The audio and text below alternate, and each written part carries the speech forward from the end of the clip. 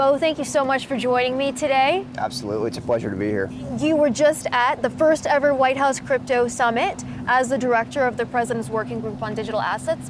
What did you think? What were your takeaways? Well, I'll tell you this much, the optimism and energy in that room was palpable. I mean, under President Trump's leadership, we're certainly well on our way in ushering in the digital age the golden age for digital assets.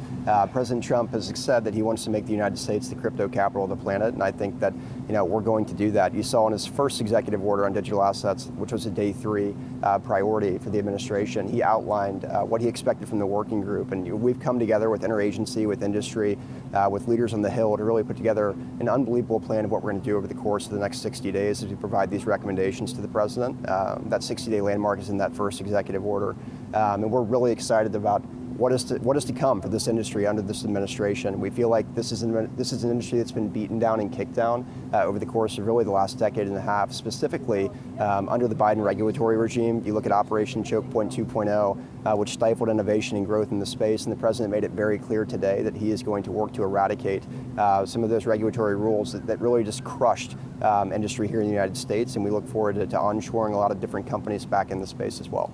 Bo, you just mentioned this is the first of hopefully many actions that you're going to be taking on this front. What can we expect from you next? Well, I think the president outlined it very articulately today. He said that we're going to go after Choke Point 2.0 and that regulatory regime that really crushed innovation, made it hard for these luminaries to operate and really draw more attention to the United States digital asset regime. I mean, look, we're doing our utmost to ensure that we're leading the globe in terms of digital financial technological innovation, and I think today was a massive step in that process as we continue to work towards that goal. As far as the creation of the first Bitcoin strategic reserve, do you think, given that it's such a volatile asset, that the crypto is such a volatile asset, that because the government is going to amass this asset and retain it, that creates stability for this asset class? Does it create sort of a floor on the price in essence?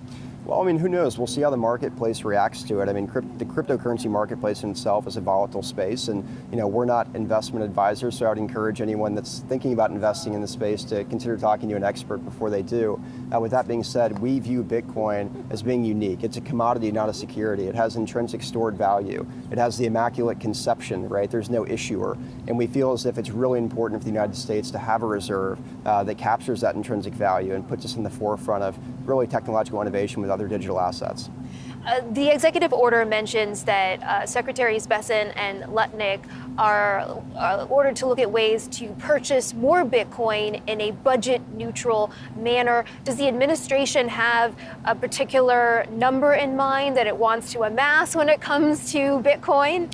Well, I'll say this. The EO was very direct. It directed the Commerce Secretary and the Secretary of Treasury to look at those budget-neutral ways to acquire more Bitcoin in a way that wouldn't cost the taxpayer a dime, and I think that's very important. One thing that I'd like to point out is that under this administration with this president, he's working towards acquiring assets for the American people rather than taking it from them. In terms of an absolute number, I think that something that has intrinsic stored value, you want as much as you can get. So we'll see the ways that Secretary Lutnick and Secretary Bessent come up with to ensure that we can acquire as much as we can. This is an executive order that could potentially be reversed by a future administration. Is this administration calling on Congress to also pass legislation for the creation of a Bitcoin reserve so that it is more permanent? Well, there's legislation currently in both chambers that are already working on this, and I think that we're very supportive of that. I mean, obviously, through executive order, it can be reversed. We don't want to see that happen. We need to make sure that these things stick, and I think that moreover, aside from the SPR, we're looking forward to stablecoin legislation. We're looking forward to market structure just to provide the clarity that the marketplace needs to continue to innovate and thrive. And those are conversations that certainly came up in the summit today, and we're looking forward to working with the leaders in both chambers to make these things happen. Bo, thank you so much for your insight. That's all the time we have today, but hope to have you back again soon. Awesome. Thank you so much.